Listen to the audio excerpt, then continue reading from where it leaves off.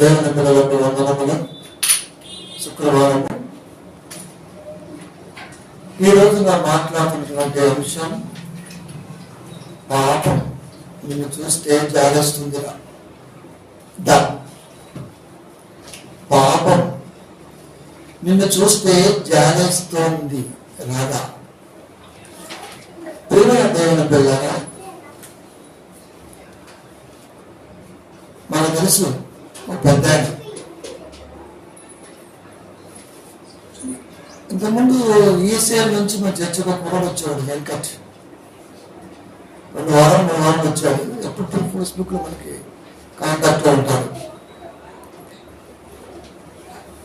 అలా రాధామోహన్ దాస్ నిలవేస్తున్నా, ఒకసారి లైన్ దొరికితే మాట్లాడతావా అన్నాడు. ఇదంతా నా మనకు అన్నా ఉందన్నా అన్నాడు. మాట్లాడన్నా ఎంగేజ్ వస్తుంది మరి ఎవరి దగ్గర తెలియదు. అలా నేను మళ్ళీ మాట్లాడతా అన్నాడు. మాట్లాడు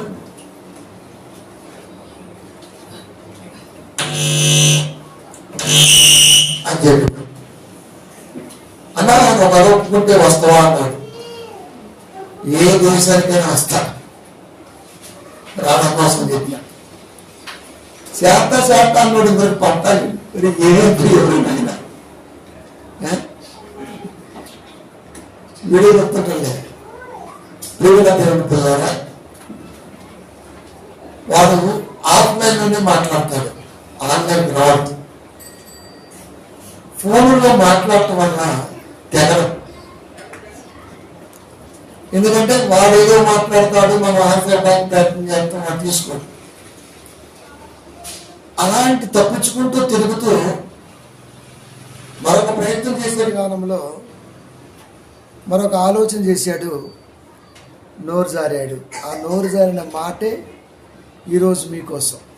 ఏం మాట్లాడిందంటే, లూకాసు వార్త రుద్రమ్మ బాగుంటుంది 12వ అధ్యాయము 49వ వచనము. పిల్లలు చూసుకుని వయసలాలు. లూకాసు వార్త 12వ అధ్యాయము 49వ వచనము. నేను యేసుక్రీస్తు అంటున్న మాట ఎవరు రాస్తున్నారు? ఇది గ్రీకువేత్త, గ్రీసు దేశస్థుడు, తత్వవేత్త లోకా గారు రాస్తున్నారు. అంటే ఎంత జ్ఞానంతో రాస్తున్నారో ముందు రాధకు అర్థం అవ్వాలి. యేసుక్రీస్తు అంటున్న మాట, నేను భూమి మీద అగ్నివేయ వచ్చితిని, అది ఇది వరకే రగులుకొని మండవల్లని ఎంతో కోరుచున్నా అనుంది. కింద నేను పొందవలసిన బాప్తీసం ఉన్నదని మాట్లాడతాడు. సరే, ఇదంతా పక్కన పెట్టి, దేవుడు అనేవాడు ఎవడైనా ప్రజా సంక్షేమం కోరతాడు కానీ ప్రజల నాశనాన్ని కోరతాడా? ఈ గొర్రెల దేవుడు అని వాడు నోటికొచ్చిందల్లా మాట్లాడాడు యూట్యూబ్లో. చాలా మంది ఏం చేస్తారంటే విని వదిలేస్తారు. ఫస్ట్ మనం యూట్యూబ్లో వాడిని తిరగేస్తాం, లైవ్కి వస్తే పోసేస్తాం. రక్షణ టీవీలో చెప్పిన మళ్ళీ రేపు మా పెళ్లి టీవీకి వెళ్తాను. ఎందుకంటే జాబ్ సమస్య కాబట్టి సుహార్తగా నాకు ఆర్థంకం అనిపించింది కాబట్టి 4 days బ్యాక్ జాబ్ని అర్థాంతరంగా రిజైన్ చేసిన. నేను ఏదేం చేయలేదు. సువార్తకు ఆటంకం అవుతుంది, మెసేజ్ వెళ్ళడానికి ఇబ్బంది అవుతుంది. ఎలాగైనా బతికేస్తుంది, పక్కన పెట్టి ముందు సువార్త ఏంటి. అందుకని మీకు మెన్షన్ చేసిన 10 గంటలకు ఆరాధన, 10:30కి ఖచ్చితంగా పెద్ద పాఠశాల. ఎందుకంటే నేను తిరిగి మళ్ళీ 12:30కి వేరే సంఘంలో ప్రతి వారం వాక్యం చెప్పడానికి కమిట్మెంట్ ఇచ్చాను కనుక అది కూడా చెప్తున్నా. 45 minutes 50 minutes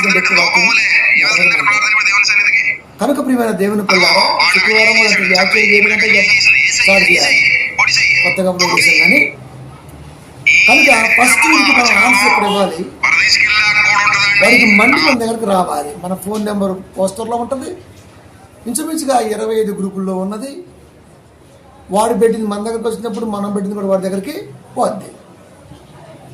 కాబట్టి వాడు ఏమన్నాడంటే, నేను భూమి మీద అగ్ని వేయవచ్చితని, అది ఇదివరకే రగులు కొన్ని మండవలని ఎంతో కోరుచున్నాను అన్న యేసుక్రీస్తు వారి మాటని వక్రీకరించి, దేవుడు అనేవాడికి జాలి ఉంటుందా, దయ ఉంటుందా అని మాట్లాడుతూ, ఇదేం దేవుడు, ఈ గొర్రెలు పూజించే దేవుడు ఇలాంటి దేవుడే అని రకరకాలుగా మాట్లాడిండు. మంచిది, నిన్ను అగౌరవపరచవాలని కాదు, కానీ నీకు ఎప్పటికీ బుద్ధి లేదని బైబిల్ చెప్పింది. ఆ వాడు కూడా చూపిస్తా.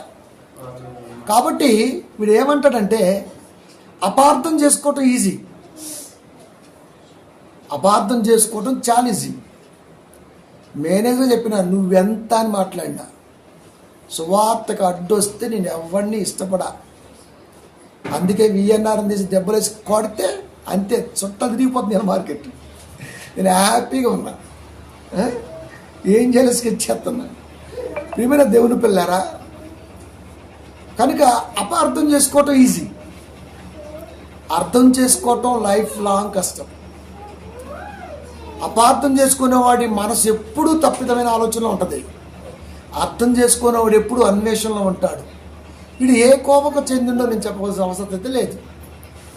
కనుక ఇప్పుడు వీడికి అగ్నివేయ వచ్చింది అన్నాడు, రాసింది ఎవరో తెలియాలి. ఫస్ట్ కల్పిత కథలు నమ్ముతున్న జాతిలో నుంచి, దేశంలో నుంచి దేవుని కృపని ప్రపంచానికి అద్భుతంగా పరిచయం చేశాడు లోక. అది ఫస్ట్ మనకు తెలిసి ఉండాలి. తత్వవేత్త ఇంత జాగ్రత్తగా ఈ పదాన్ని కూడా రాశాడంటే ఏం చెప్పాలనుకున్నాడు దేవుడు, ఏం చెప్పాలనుకున్నాడు లోకా గారి ద్వారా, పరిశుద్ధాత్మ దేవుడు అని ఆలోచించాలి. కనుక అగ్నివేయ వచ్చితిని అంటాం. వీడికి అసలు అగ్నిల పనికి అర్థం తెలుసా? మంట అంటే అర్థం చెప్పండి. ప్రపంచ మేధస్సు గల ప్రపంచ మేధావుల్లో ఎవడైనా కానీ మంట అంటే ఏంటో చెప్పలేరు, నేను చెప్పగలను. 2+2 = 4 వరల్డ్ వైడ్ అదే పదం. కానీ మంట అంటే ఏంటి చెప్పమని పోనీ. ప్రపంచంలో ఏ స్కాలర్ అయినా కానీ, ఏ పండితుడైనా కానీ, ఏ వేదాంత అయినా కానీ, ఏ సిద్ధాంత అయినా కానీ మంట అంటే అర్థం చెప్పమనండి, చెప్పలేరు. కంటి కనపడుతున్న మంట వేరు, కడుపులో బాధను కూడా మంట అంటాం, అది వేరు. ఇప్పుడు మంట అంటే ఏం తీసుకోవాలి, అగ్ని అంటే ఏం తీసుకోవాలి? అర్థాలు తెలియక, తాత్పర్యాలు రాక, సందులు అర్థం కాక ఏం మాట్లాడతారండి? ఏం మాట్లాడతారు? అగ్నివేయ వచ్చితిని అన్నాడు. భూమి మీద అగ్నివేయ వచ్చితిని. 30 సంవత్సరాల్లో ఏ దేశంలోనైనా, ఏ మనుషుల మీదైనా, ఏ సంఘంలోనైనా, ఏ సందర్భంలోనైనా యేసుక్రీస్తు వారు అగ్ని వేశాడా? వేయలా. మరి ఏ వచ్చింది అన్నాడు, మరి ఎక్కడ వేసాడో చెప్పు. రకరకాలుగా మాట్లాడుతున్నాడు. దీని మీద మాట్లాడడం ఎవరికి చేత కాదు, ప్రియమైన దేవుని పిల్లలు. కనుక మనం అలా ఉండలేము. మనం పరిపూర్ణ సమయం ఉంటే తోలు మామూలుగా తోలు తీయటం కొరకే డిసైడ్ చేసిన అది, ఇప్పుడు మామూలుగా ఆడినేగా. కనుక వీడికి ఏమర్థమైందండి? అగ్నివేయ వచ్చిందంటే ఏమర్థమైంది? అసలు అగ్నివేయ పదానికి అర్థం తెలితే కదా. అసలుకే పిలకలెస్సు, నెత్తి మీద బొచ్చులెస్సు, బుర్రలెస్సు, బుర్రలో గుచ్చులెస్సు, ఇంకేం చెప్తాడు? రా చూపిస్తా నీకు అగ్ని అంటే ఏంటో. లోకా సువార్త 11వ అధ్యాయము 53, 54. మౌత్ ఎందుకు పెట్టలేదంటే, అన్న వాయిస్ డిస్టర్బ్ అవుతుంది, కంటెంట్ బాగుంది, దిగుతుంది, వాయిస్ డిస్టర్బ్ అవుతుందంటే అప్పుడు నేను ఆలోచించా. ఇప్పుడు ఈ వీడియో చూస్తా ఇంటికి వెళ్ళి ఎలా ఉంటుందో. ఇది ఓకే బరాబర్ మంచిగా అనిపించింది అనుకోండి, ఇక మీకు స్పీకర్లో మాట్లాడరు, ఇలాగే వస్తాయి. కనుక ప్రియమైన దేవుని పిల్లలు ఇప్పుడు చూడండి ఏమని ఉందో, అగ్నివేయ వచ్చింది కదా.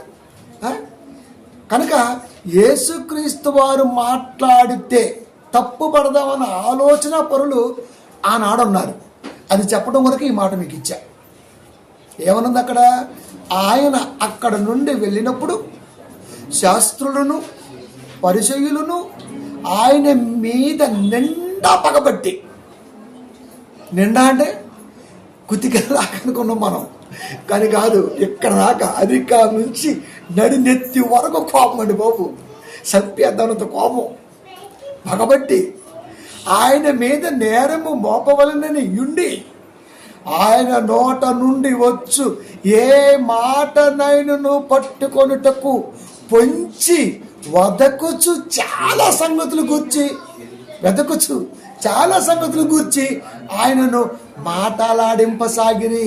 అంటే ఎక్కువగా మాట్లాడటం వల్ల దోషం దొరికింది. అది నీకు నాకు, క్రీస్తు కాదు. అదని వర్తించదు. అంటే మాట్లాడేస్తుంటాం. వాటిలో దోషం దొరికిద్దని ఏదో ఒకటి పట్టుకుందామని యేసుక్రీస్తు వారిని మాట్లాడించే ప్రయత్నం గట్టిగా జరుగుతుంది. ఎక్కువగా మాట్లాడించడం వల్ల ఏమవుద్దంటే కోపం వచ్చేది. కోపం రావడం వల్ల ఏమవుద్దంటే మన స్థిమితం కోల్పోతాం. అప్పుడు ఏమైందంటే అనేది మాట్లాడే ఛాన్స్ ఎక్కువ ఉంటుంది. ఆయన మనిషి ఆయన నోట నుండి వచ్చి ఏ మాటనైనను పట్టుకుంటకు పొంచి ఏం మాట్లాడితే తప్పు తీద్దామా. మనం ఇంత ప్రసంగం చేస్తాం కదా, బాగుందండి, కానీ మధ్యలో ఆ బొచ్చి నచ్చలేదండి అంటాడు. అంటే వీడికి అక్కడ తప్ప మనసు ఎక్కలేదు. నాకు అర్థమైంది ఏంటంటే, ఓహో వీడి మనసు అక్కడే ఆగిపోయింది. ఇంత కంటెంట్ ఎందుకు విన్నా వీడు, అదొక్కటే ఎందుకు విన్నాడు, అదొక్కటే నేనెందుకు పలికాను. పారుతున్న వాటర్లో నీకు కావాల్సింది తెప్పగొట్టుకుని తాగుతావే తప్ప చెత్తం తాగవు. ఈ జ్ఞానం వల్ల లేకపోతే ఎట్లా నీళ్ళు పారుతుంటాయి, ఇలా చూస్తూ పాసి అన్నీ పోతుంటాయి, జస్ట్ ఇలా అనేసి నీళ్ళు తీసుకుని తాగేస్తావు. నిజంగా వీడు రైతు బిడ్డ అయితే, నిజంగా వీడికి కూలీనాలు చేసే పని తెలుసుంటే, కాలంలో నీళ్ళు తగిన ఆలోచన ఉండుంటే ఇలాంటివి మాట్లాడడం. అనుభవం లేదు కదండి పాపం చాలామందికి. అనుభవ రాహిత్యంతో ఉన్నటువంటి వాడికి వాక్యం అర్థం కదండో. కనుక యేసుక్రీస్తు వారు నిండా పగబట్టంట. ఇది మామూలు పగ కాదు, పాము పగ 12 ఏళ్ళు ఉంటుంది. అది అంటే భూమి మీద అగ్నివేయ వచ్చితిని అని ఆయన ఏం మాట్లాడితే పట్టుకుందామా అని చూస్తున్నారు. భూమి మీద అగ్నివేయ వచ్చితిని అన్నాడు, పట్టేసుకున్నారు. అది 11వ అధ్యాయం నిండా పగబట్టి. ఇది 12వ అధ్యాయము పట్టేసుకున్నారు. కానీ నాకు ఒకటి అర్థం కావట్లేదు, వాడు భక్తిహీనుడు, వాడి ఆశ నెరవేరుద్దని ఎలా అనుకుంటామండి? క్రైస్తవుడుగా నేను ఎలా అనుకుంటాను? నీతిమంతుణ్ణి ఆకలి కొననీయుడు. నీతిమంతుడు దేవుణ్ణి వెంబడించేవాడిని దేవుడు అలా వదిలేయడు, ఆకలి కొననీయుడు. అంటే ఏ విషయంలో కూడా వాడికి కొదువు ఉండదు. కొదువు ఉండకుండా ఈడికి చేస్తున్న దేవుడు కొదువు ఉండాలని కోరుకునే వాడికి ఆశలు నెరవేరుస్తాడు దేవుడు. చిన్న లాజిక్ ఎలా మిస్ అయ్యాడు వాడు, అసలుకే భక్తిహీనుడు. ఎలా మిస్ అయ్యాడు?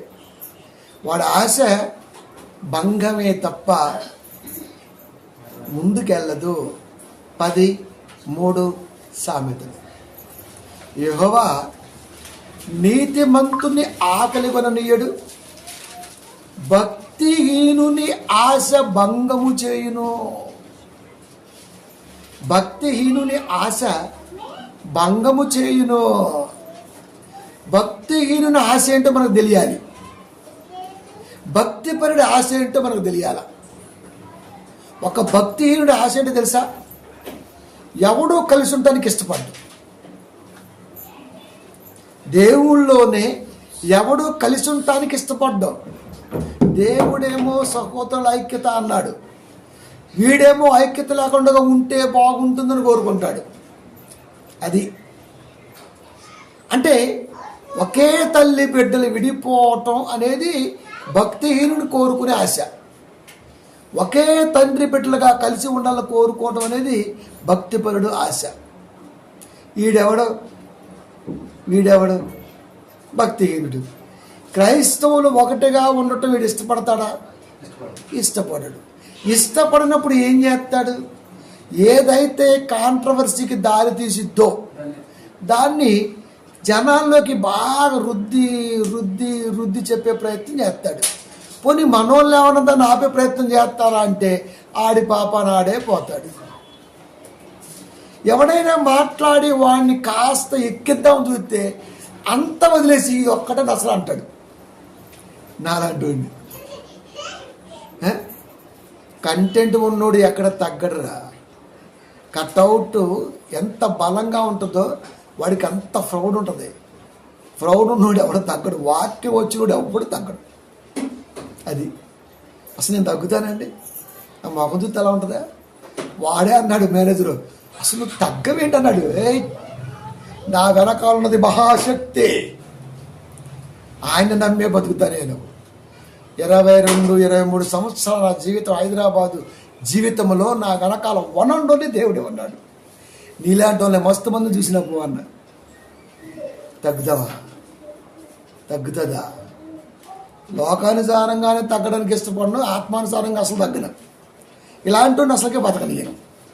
అందుకే చెప్పిన నీ ఓపిక ఎంతుంటే అంత వేసుకో, నువ్వు ఊహించలేని జ్ఞానం అందిస్తా పిల్లలకని చెప్పిన.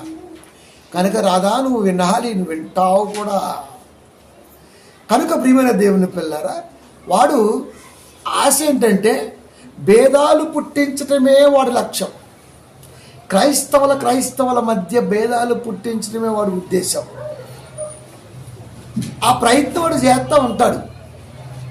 మనం ఊరుకుంటామా? మనం ఎప్పటికప్పుడు అగ్ని అంటే ఇప్పుడు చెప్తున్నాం కదా.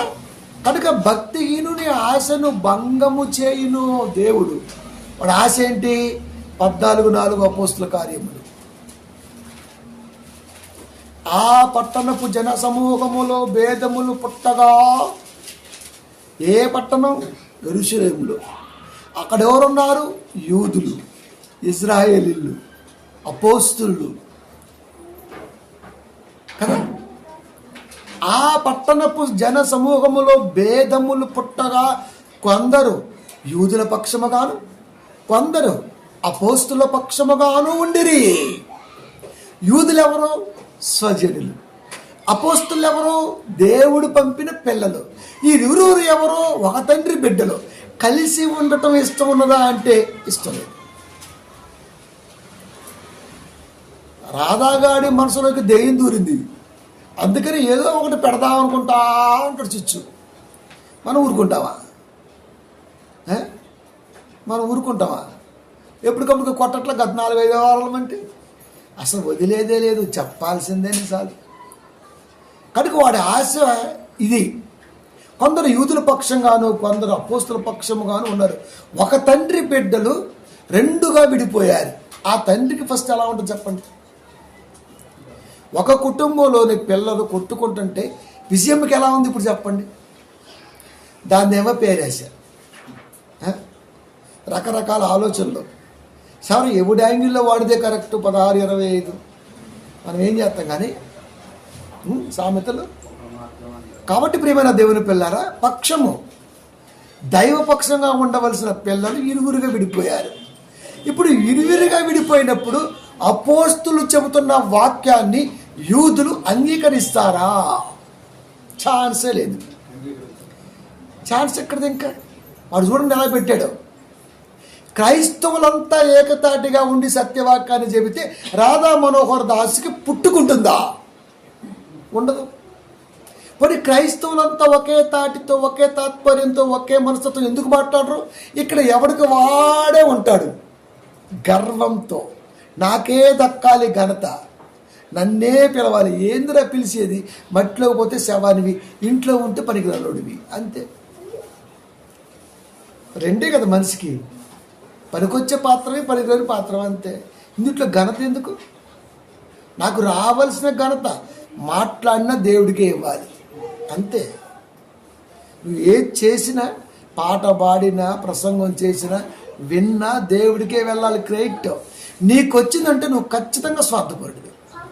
దాన్ని ఆపే ప్రయత్నం చేసేటప్పుడు మనం చేసుకున్న నిర్ణయాలకి ఆయన అంటే నచ్చదండి. అది నువ్వేమన్నా లవరవా నచ్చపోవటానికి? నువ్వు ఎవడవు అసలుకి? నువ్వు ఎవడవి? వాక్యాన్ని వక్రీకరించేవాడు ఎవడండి? ఏసే నిజమైన స్నేహితుడు, ఏసే నిజమైన ప్రేమికుడు. ఆయనే ప్రేమిస్తున్నప్పుడు మధ్యలో నిన్నెందుకు ప్రేమిస్తా నేను? ఇలా అనుకున్నాను నువ్వు. కనుక నా దృష్టిలో యేసుక్రీస్తు వారు వాక్య వక్రీకరణ జరిగితే ఖచ్చితంగా ఇక్కడ కౌంటర్ వేస్తా. నాది ఆల్రెడీ నెంబర్ రన్ అవుతూనే ఉంది. ఒక్క మగాడు చేయట్లా. యూట్యూబ్ స్టూడియోలో నడవట్లేదా, యూట్యూబ్లో నడవట్లేదా, ఫేస్బుక్లో నేను పెట్టట్లేదా, పోస్టర్లో పోస్ట్ లేదా? దమ్మేది, చేసే దమ్మేది? సోషల్ మీడియాలో కుక్కలా గడులు వాగుతూనే ఉంటాడు. మరి ఏది అరుణ్ కుమార్ అంత పోనా దగడండి, పోనా ఉంది కదా అక్కడ లేదా? నా ఫాలోవర్స్ 5,000 మంది ఉన్నారు. ప్రియమైన దేవుని పిల్లలు, అందుకే ఇక్కడ కొడుతున్న ఫస్ట్ ఆఫ్ ఆల్ రావాలి వాడు. అందుకని నిర్ణయించుకున్న అబ్బో ఇదైతే మన పని మనం చేసుకుంటూ వెళ్ళిపోతున్నాం, కానీ వాక్యం ఎందుకో వెనక్కి వస్తుంది, దీనికి ఏంటి పొజిషన్ అంతే. రాజీనామా చేసి ముఖ్యమంత్రి పదవికి అంతే. ప్రియమైన దేవుని పిల్లరా, ఇప్పుడు ఆడతాను ఇంకా అదే పనిలో ఉన్నాను ఇప్పుడు. అందుకని అది బంద్ చేసి వెంటనే వేరే సంఘంలో వాక్యం టైం తీసుకుని చూసారా, వదల బొమ్మాలిని. కనుక భేదములు పుట్టగా ఇంతగా దేవుడు బాధపడుతున్నాడు. ఒక పక్క వాళ్ళుగా, ఒక పక్క వీలుగా విడిపోయారు. ఇప్పుడు అపోస్తులు చెప్పిందని వింటారా అండి? ఎందుకంటే వాక్యాన్ని ప్రేమించే పిల్లలు లేరు, వాస్తవం అది. మనుషుల్ని ప్రేమించే వాళ్ళే లోపల ఎక్కువ ఉన్నారు, ఇది నిజం. మనుషులు ప్రేమించే వాళ్ళు ఏమిద్దాయంటే వాక్యం చూడం మనం, అది వాక్యాన్ని చూడం మనం.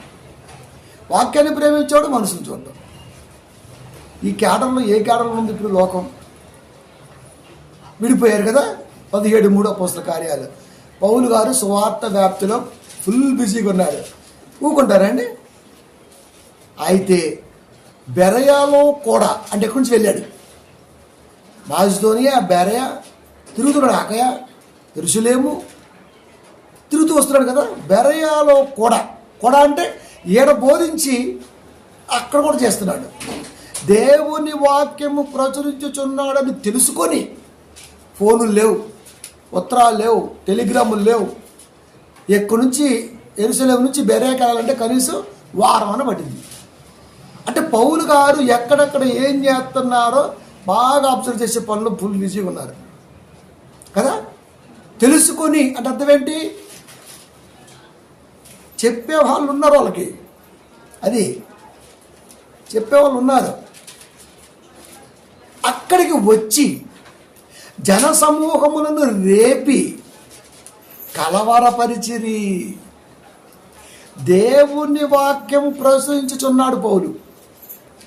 బెరయాలో కూడా చాలామంది విశ్వాసులు ఉన్నారు. విశ్వాసం దగ్గరకు వచ్చి వాళ్ళు రేపాడంటే వాడు ఏ రేంజ్లో వాక్యాన్ని వక్రీకరిస్తున్నాడో మనకు అర్థమైపోవాలా.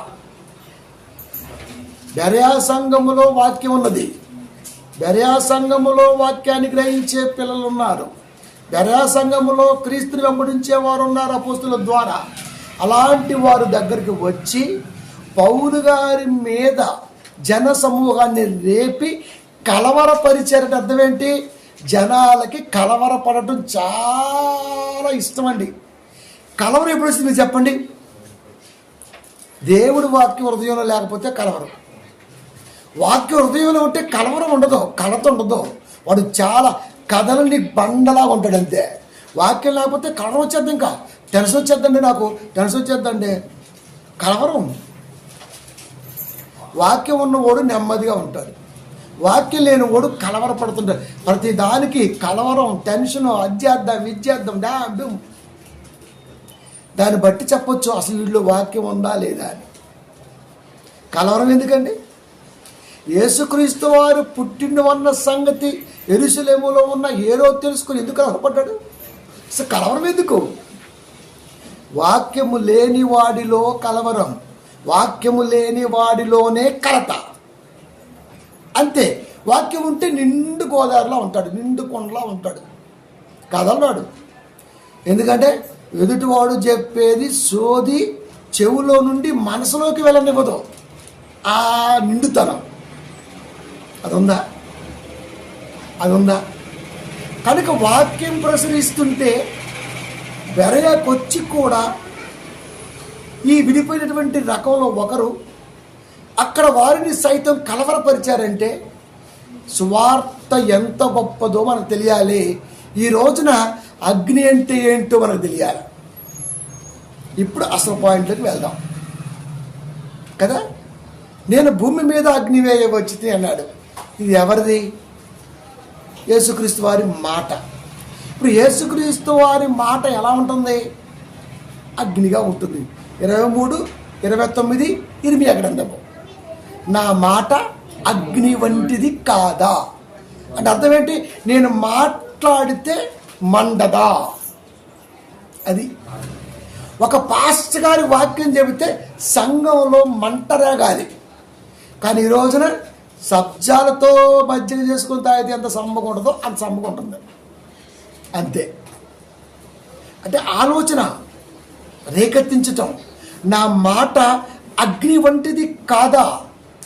నిజంగా అగ్ని వంటిది అయితే బండను బద్దలు చేస్తుంది. సుత్తే అంతకంటే గొప్పదన్నాడు. అంతే. బండను బద్దలు చేయు సుత్తె వంటిది కాదా అంటే ఒక్కొక్క మాట మనసు మీద తగులుతుంటే మనిషికి మండదా? మనసుకు తగులుతుంటే మనిషికి మండదా? వాక్యం అనేది మండితేనే రోగాలు పోతాయి. చల్లగా ఉంటే ఎక్కువైపోతాయి రోగాలు. అది నేను భూమి మీద అగ్ని వేయ వచ్చి తిని, ఆ మాట అగ్ని బండను బద్దలు చేయగల కెపాసిటీ గలది. ఆ మాట అంటే దేవుని మాట అంటే అగ్ని. అవిధేయతను ఆలోచింప చేసే శక్తి దానికి ఉంది. ఎందుకు మండుతుంది అక్కడ? ఏమో ఎందుకు మండుతుంది అక్కడ? ఒక సాధనం తయారవ్వాలంటే అగ్ని మండాల్సిందే. భూమిలోని లోహాన్ని తీసి కంసాలి కొలిమిలో కాల్చేటప్పుడు అది ఎందుకు కాలుతుందో దాన్ని తెచ్చిన వాడికి తెలియాలా. ఏదో ఒకటి చేయన్నా ఫినిష్ చేయన్నట్టు ఏం కూడదండి. ఇంత పొడుగు మొక్కను తీసుకెళ్ళి కమాను మొక్కని ఫినిష్ చేయన్నా ఇంట్లో కట్టుకుంటా అంటారండి. కత్తి చేయి, గొడ్డలు చేయి, కొడవలు చేయి, పొలం కొయ్యాలా, ఇలాంటివి వాడుతుంటాం మనం. లేకపోతే కోర్టులో కేసు గెలిచాం, నా పొలం అంతా 20 ఏళ్ళ పాటు బీడు పడింది, ఇప్పుడు దాన్ని నేను కష్టపడి కొట్టుకోవాలా. ఇప్పుడంటే బుల్డేజర్లు ఉన్నాయి, జేసీపీలు ఉన్నాయి. అప్పుడేమున్నాయి? గొడ్డలతో కొట్టడమే కదా. కనుక ఆయుధంగా కావాలి, ఆయుధంగా మలసబడాలి. కనుక నా మాట అగ్ని వంటిది కాదా? దేవుని మాట భూలోకం మొత్తం పరచటానికి అన్నాడు అన్నది లోకా గారి యొక్క సారాంశం. మరి ఈడి గుండుగాడి సారాంశం ఏంటి? ప్రతి మాటకు అపార్థమేనా? అటు చూసిన అపార్థమే, ఇటు మాట్లాడిన అపార్థమే. ప్రతిదానికి అపార్థం చూసుకుంటే ఎట్లండి? కొనసాగదబ్బా. వీడదే చేస్తుంటాడు. ఇంకా వీడి వారసులు పోలేదు ముందు ఉన్నారు, మామూలుగా లేరు. ఆడాలన్నా మగవాళ్ళు ఉన్నారు. అంతేనా? కనుక యేసుక్రీస్తు ఉంటున్న మాట, నా మాట అగ్ని వంటిది కాదా? ఆ అగ్నిని భూమి మీద పరచడానికి వచ్చా. తప్పేముంది అక్కడ క్లారిటీ ఇచ్చేశారు కదా. అక్కడ క్లారిటీ ఇచ్చే కదా. బండను బద్దలు చేయు.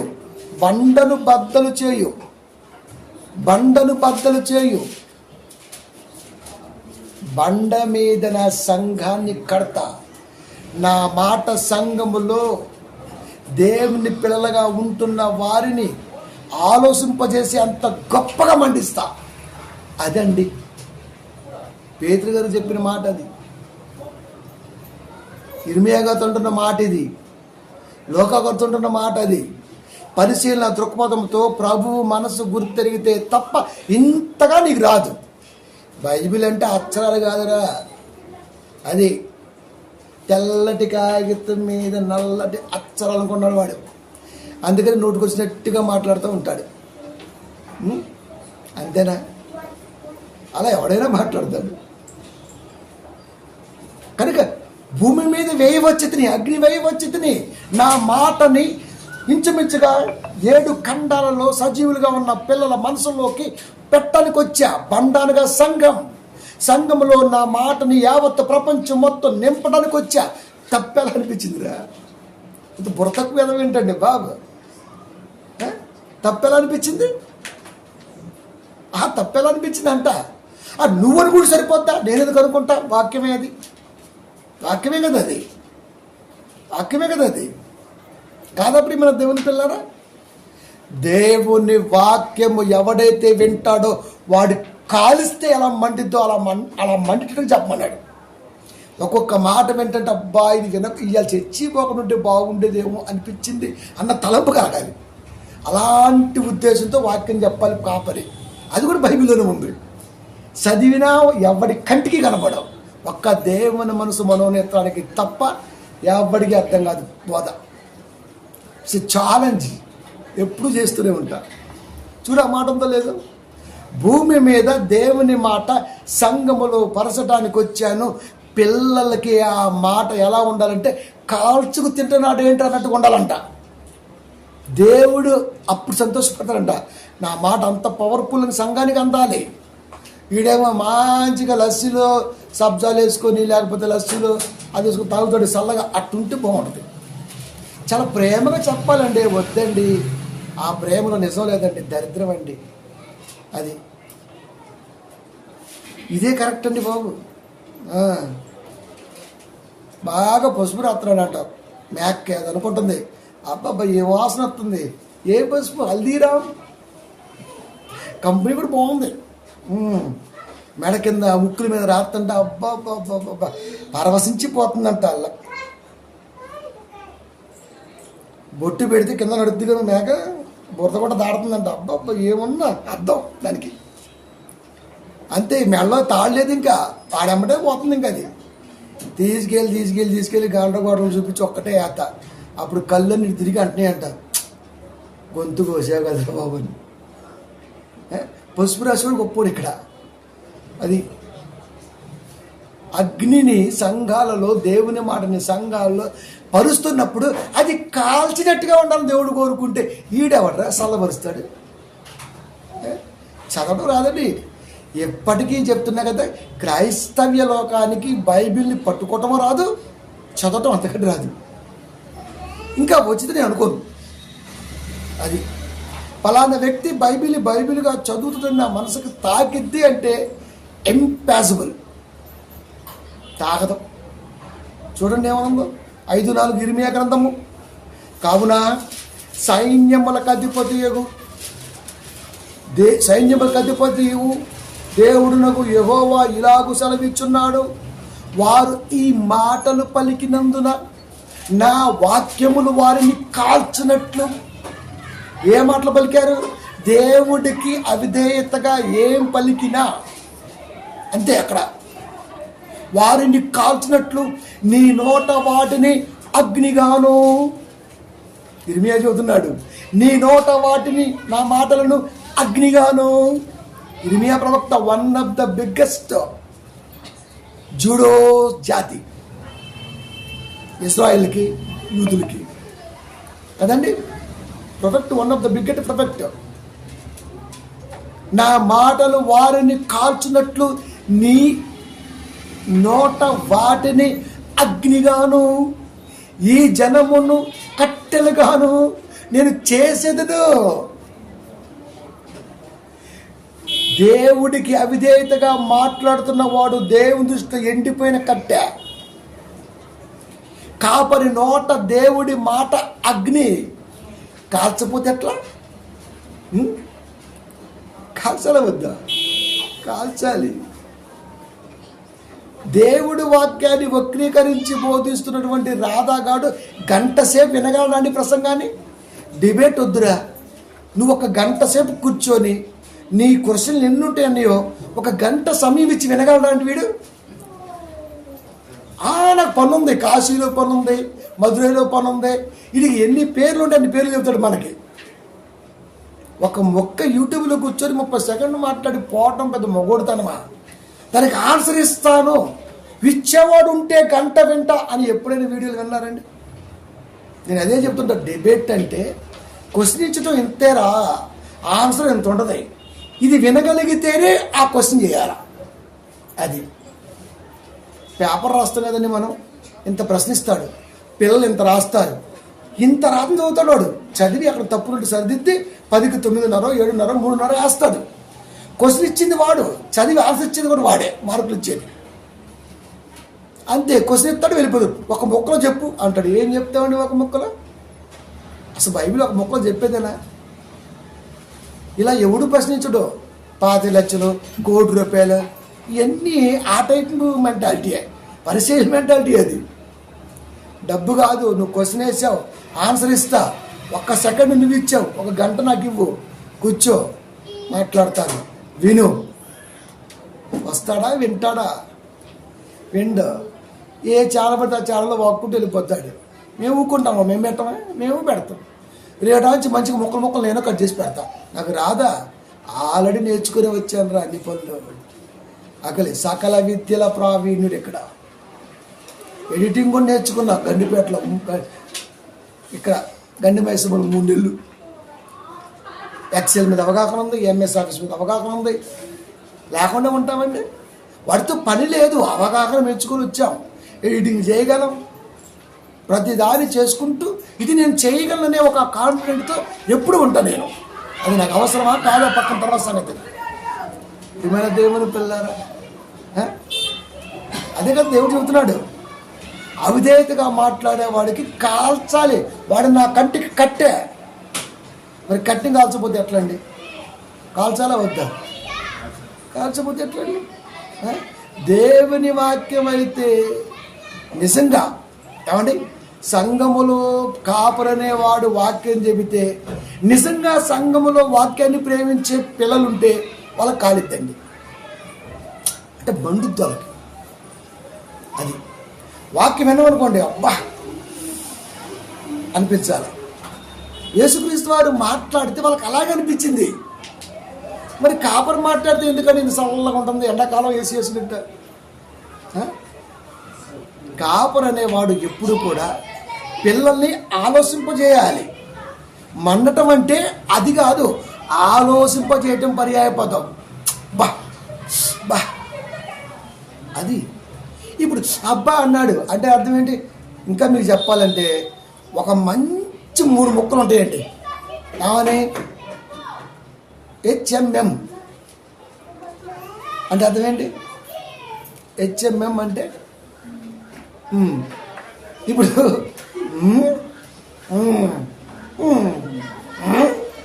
ఇందులో ఏం వాడు ఉమ్మని పెట్టాడు, మనం HMM ఉమ్మని. ఇది ఏ ఉమ్ము సంబంధించింది? అది 100 విదేశీ చెప్తాయి.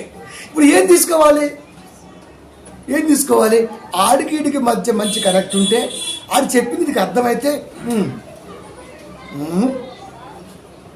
ప్రశ్నార్థకం, ఆన్సరు, వక్రీకరణ, ఎక్కిరించటం.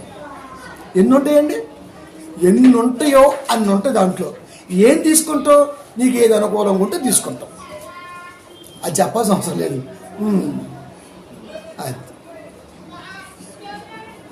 అర్థం చేసుకున్న వాడికి మాత్రం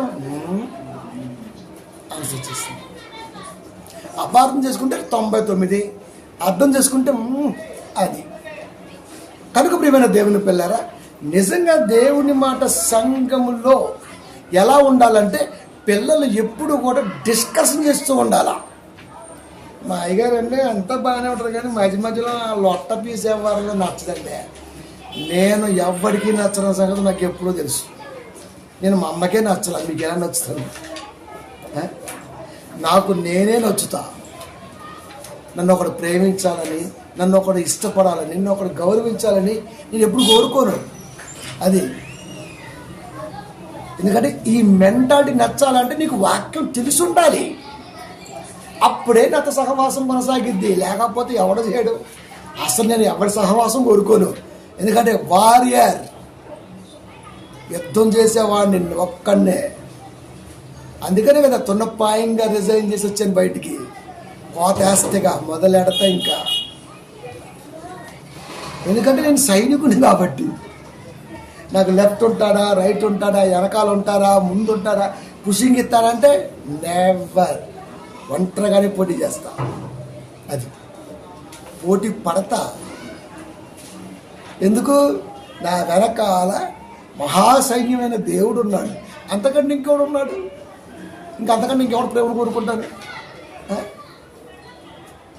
కనుక సంఘంలో వాక్యం కాపరి నోట ఎలా ఉండాలంటే, పిల్లలు అనుక్షణం ఆలోచించేంత గొప్పగా ఉండాలి. అది కాపరికి దేవుడిచ్చిన వరం. ఆనాడు ఇర్మియాకు కానీ లేకపోతే ఈనాడు లోకా గారి నోట వచ్చిన మాట కానీ ఇది చూడండి 24:32 లోక.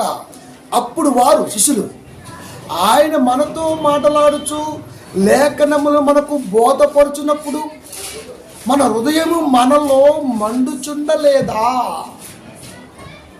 శిష్యుల మనసులను మండించాడు దేవుడు. నా మాట అగ్ని వంటిది కాదా? బండను బద్దలు చేయు సుత్త వంటిది కాదా? బండ అనగా సంఘం అని, అగ్ని అనగా మాటని, పరస వచ్చాడంటే లోకానికి తెలియజే వచ్చాడని, ఆ సంఘములో ఉన్న పిల్లలు దేవుని మాట వింటే హృదయము మండుచున్నది అన్నాడు. అక్కడ మనోళ్ళు చెప్తారు ఊరికే ఏడుపు వ్యవహారమే, సల్లా ఏడుపు. ఆయన మన కొరకు ప్రాణము పెట్టెను. ఇంత దూరం ఎందుకో ఒక్కొక్క మాట వింటుంటే మండిపోవాలి మనసు లోపల. ఇది నేను ఎందుకు చదవలేదు, ఎందుకు వినలేదు, నాకెందుకు అర్థం కాలేదు అని నువ్వు నిజంగా క్షోభ నిలబొచ్చాలా.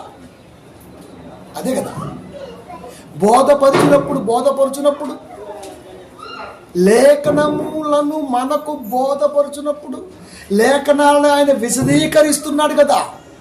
ఇగో ఇప్పుడు మనం చేసేది అదే విశదీకరణ, ఎక్స్ప్రెషన్, బ్రాడ్ ఎక్స్ప్రెషన్.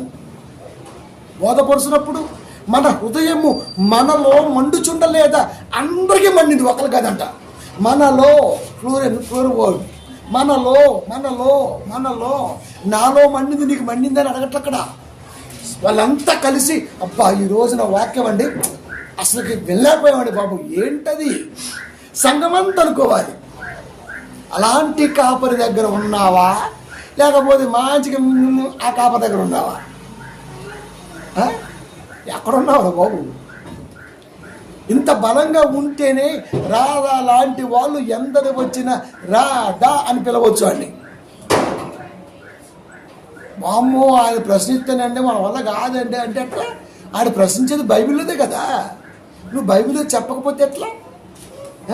నెట్ట వదిలే. ఈ రోజున ఎంత గొప్ప జ్ఞానం ఇచ్చాడండి దేవుడు.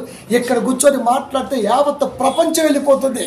ఎక్కడో డబ్ల్యూడబ్ల్యూ మనం ఫేస్బుక్ అంటామంతే, ఎక్కడో క్రికెట్ ఫేస్బుక్ రావట్లే.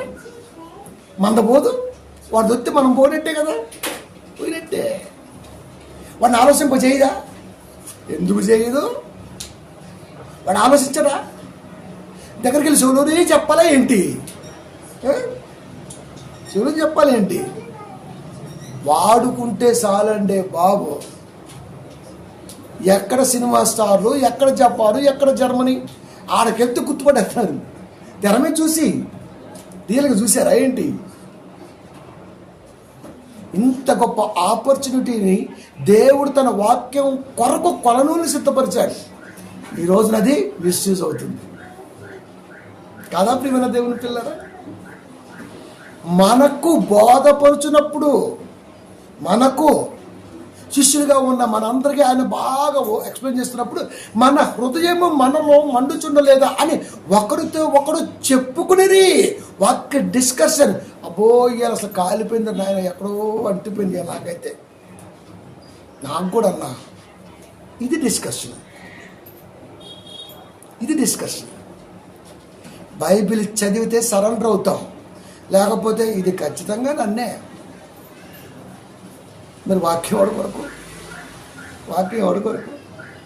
మన కొరకు, మన కొరకే. ఎవడో వచ్చి దేవుడిని అంటుంటే మండుచున్న అగ్నిని వాడు పట్టుకోగలుగుతున్నాడంటే మరి నువ్వేం పట్టుకున్నావు? శ్రద్ధ గ్లో చేసుకున్నావా? కర్ర తిప్పుతా ఉంటాడు ఒకడైతే, మనం అంటాం అబ్బా ఒరే ప్రాక్టీస్ మేక్స్ మ్యాన్స్ పర్ఫెక్ట్. నువ్వు కూడా సాధన చేయరా? ఆయన ఎందుకు పొగుడుతూ నువ్వు చేయి సాధన, నువ్వు కూడా తిప్పు. వాడు బాగా తిప్పాడండి, సూపర్ అండి అంటాడు అంతే. వీడు తిప్పడం, వీడి దాని జోలికి వెళ్ళడం. ఒకననే ముందు నేను ఎందుకు చెయ్యలేను అని అనుకోవాలి మనం. అది నా వల్ల కాదు అనుకున్న రోజున ఖచ్చితంగా పొగట్టమే. ఇంకా మనం పొగడటానికే ఉంటాం. ధోని అంటే 6 కొడితేనండి అది ఎంత ప్రాక్టీస్ చేస్తుంది తెలుసా? 18 గంటలు లెక్క ప్రాక్టీస్ అంట ధోని. గ్రౌండ్లోకి వస్తే సెకండ్లో కొట్టేస్తారు అంతే, కీపర్గా ఎన్నో వరల్డ్ రికార్డులు. ఈ కష్టం అంతా వాడు 18 గంటలు పడుతున్నాడు. మనకు గ్రౌండ్లో 3 గంటలు కనబడతాడు. ఆ 3 గంటలు కూడా మెరుపు వేగంతో ఉంటాడు. ప్రాక్టీస్ వెనకాల ఉంది. ఒక క్రైస్తవుడి మాట కానీ ప్రసంగం కానీ వెనకాతలు లేదు, ముందు అసలుకే లేదు. ఇంకెట్ట ప్రియమైన దేవుని పిల్లారా, అదే చెప్తున్నాడు. మనలో మండలేదా మనలో ఒకరితో ఒకరు చెప్పుకుడిరి. అంత సమిష్టిగా ఉన్నారు కనుకనే సువార్త స్ప్రెడ్ అయిపోయి 7 ఖండాలకు వెళ్ళిపోయింది. 11 మందే తర్వాత జాయిన్ అయ్యారు. ఒక పౌలు గారు సపోర్టర్స్. ఇంతమంది కొద్ది మందితో సువార్త వెలగింది. ఈ రోజున 300కు పైగా క్రైస్తవులు ఉన్నారు. సత్యం వెళ్ళట్లేదు. అది ఎక్కడికో వెళ్ళి గ్రౌండ్లో చెబితేనే సత్యం కాదు. నీ ఫేస్బుక్లో కూర్చొని కొట్టావనుకో ప్రపంచానికి వెళ్ళిపోద్ది అంతే. చూసేవాడు చూస్తానే ఉంటాడు. నువ్వు చోట్ల రీల్స్ అని, షార్ట్స్ అని, సినిమాలని అదని చోట్లే మరి చూడవా, ఇది పంపివా? పట్టాలబ్బా, పడితేనే వింటాడు మాట. మరి దొరకడు కదా. కాళేశ్వరంలో బిజీ అంటాడు, కాశీలో బిజీ అంటాడు. కాశీకి నువ్వు ఆడపోతావు, నేను ఆడపోతా. మనం ఇటుపోతాడు అటు వస్తాడు. ఇంతసేపు వింటాడండి వాడు? వినని వాడే ప్రశ్నిస్తాడు, వినేవాడు ఆన్సర్ కోసం ఎదురు చూస్తాడు. ఈ లోపల మనుషులంతా గలిబిలి 2 రకాలు విడిపోతుంటారు అంతే. ఇంకా విడగొట్టడమే వాడి ధ్యేయం. ఆ విడగొట్టకుండా కాసి కాపాడటమే మన లక్ష్యం. మనం కీళ్ళు లాంటి వాళ్ళం. 2 చెక్కల మధ్య మనం ఉంటాం, అతుక్కపోతాయి గోడం. అది 2 చెక్కలు ఎందుకన్నా? ఒకటేమో ఆ చెక్క, ఒకటేమో అవిశ్వాసానికి ఈ చెక్క. మన మధ్యలో ఉండక తప్పదు, మరి ఒకటిగా ఉండాలంటే. కనుక ప్రియమైన దేవుని పిల్లరా, వాళ్ళు అనుకుంటున్నారు మంటలో మనల్ని మండట్లేదా? ఇప్పుడు ఆ మంట చూపి ఒరి రాదా, మా దగ్గర కూడా చాలా ఉన్నాయి ఇలాంటి. అది అలా మండిందంట, ఆ మంట నీకు కనబడిందా, మాకు కావాలి అంటే ఎట్లా? మండట్లేదా? లేఖనాల భావాన్ని చెబుతుంటే యేసుక్రీస్తు వారు మనలో మండట్లేదా? మండింది కాబట్టి తలకిందులుగా ప్రాణం పెట్టైనా సరే సువార్తను బతికించారు. రంపలతో కోయబడుతున్న సువార్తను బతికించారు. మనకెంత గాయమైనా, ఎంత వాసిన, ఎంత ఉబ్బినా ఉరికిపోతుంటే మనం ఎక్కడో అంటుంటాం. శరీరం అనేది నా ఆధీనం, దేవునికి ఇచ్చిన వరం. అది ఇది మన మాట ఎందో, దాని మాట మనం వినదా. అది అంటే ఇంత బానిసలోకి ఎలా వెళ్ళిపోయామండి మనం? కంట్రోల్ లేదు శరీరం. అది లోపల ఏముంది? శరీరాన్ని నడిపిస్తున్న దైవాత్మ. నిజమేనా? పచ్చబద్ధం. అది ఎప్పుడో దేనికి సరెండర్ అయింది. వాడే డ్రైవర్ ఇప్పుడు. అందుకే వాడు ఏం చెప్పినది ఏంటిది, ఇది ఈ బాడీ వింటదా అండి? వీడికి ఎంత యాటిట్యూడ్ అండి. ఒరే యాటిట్యూడ్ నా ఇంటి పేరు, తగ్గేదేలా. ఇది వాడిదిగా డైలాగు, దేవుడిది ఇది. అది యాటిట్యూడ్ ఎవరిది? క్రైస్తవుడి ఇంటి పేరు యాటిట్యూడ్. అది ఈడేమో డూడు కోసం అంటాడు. ఎందుకు తగ్గాలిరా? తగ్గడం అంటే తను తగ్గించుకోవడం అర్థం ఏంటి? ఈ తగ్గింపు కాదు రోయ్. ప్రేమలోను, ఆప్యాయతలోను, వాక్యాన్ని విశదీకరించడంలోను, వాస్తవాన్ని చెప్పటంలోను, ఇది మీద పడడం వస్తుంటే ఆప్యాయత, అనురాగం చూపిస్తావా ఏంటి?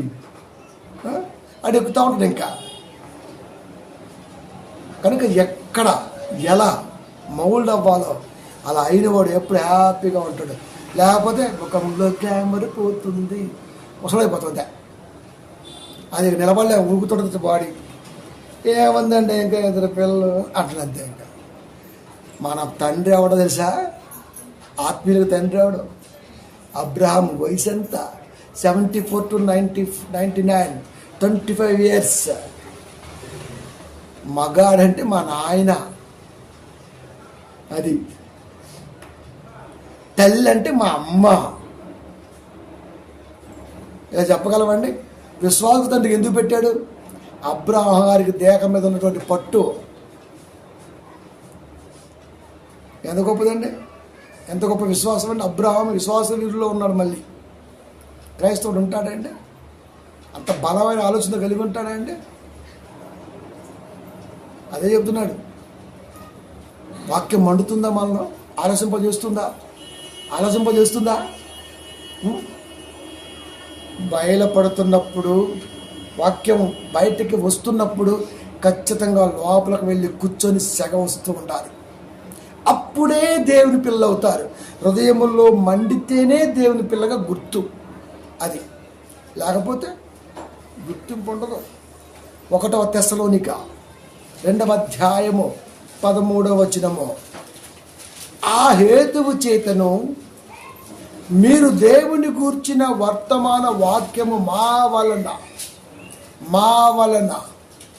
వలన ఎంత ప్రౌడ్గా చెప్పారు చూడండి, ఎంత ప్రౌడ్గా. మా వలన అంగీకరించినప్పుడు మేము చెబుతున్న మాట మీ హృదయాల్ని కాల్చిందా లేదా? మా వలన అంగీకరించినప్పుడు అది మనుషుల వాక్యమని ఎంచక, ఇక్కడ చెబుతున్న మాట ఎవరిది? దేవాది దేవుడిది. చెప్పే కాపరిది కాదు కదా. కాపరిది కానప్పుడు, తీసుకోలేని మనసు మనకు ఉన్నప్పుడు మనం విశ్వాసులు ఇస్తూ ఎలా లెక్కింపబడతామండి? ఎలా లెక్కింపబడతాం? వాళ్ళు చూడండి, మా వలన అంగీకరించినప్పుడు, ఇగో పలానా ఆయన అండి, అబ్బా అసలు అద్భుతం అండి బాబు, అంగీకరించాం. మా వలన అంగీకరించినప్పుడు నిజముగా అది దేవుని వాక్యం, నిజంగా అది దేవుని మాట, అది దేవుని మాట అని ఎప్పుడు అనుకుంటామండి మనం? అంగీకరించినప్పుడు అది మనుషుల వాక్యం అని ఎంచక్క, చెబుతున్న మాట ఆయనది కాదు, చెబుతున్న మాట దేవుడిది. అంటే దేవుడి మాటగానే చూడాలి తప్ప మనిషి నోటగా వచ్చే మాట మనుషునికి పెట్టి నువ్వు మాట్లాడవంటే నువ్వు ఈ రోజుకి విశ్వాసి కాదు. తేల్చేశాడు దేవుడు. చూసారా ఎన్ని సంగతులు మనం వినలేమో అన్ని సంగతులు ఉన్నాయి ఇక్కడ. మీరు వినలేరు కొన్ని విషయాలు చెప్పాడు ముందే. అంత జాగ్రత్తగా చెబుతున్నాడు చూడండి. ఇది పలానా ఆయనది అని నువ్వు అనుకుంటే నువ్వు ఆ క్షణం కూడా విశ్వాసి కాదు. దేవుడి మాట కనుకనే,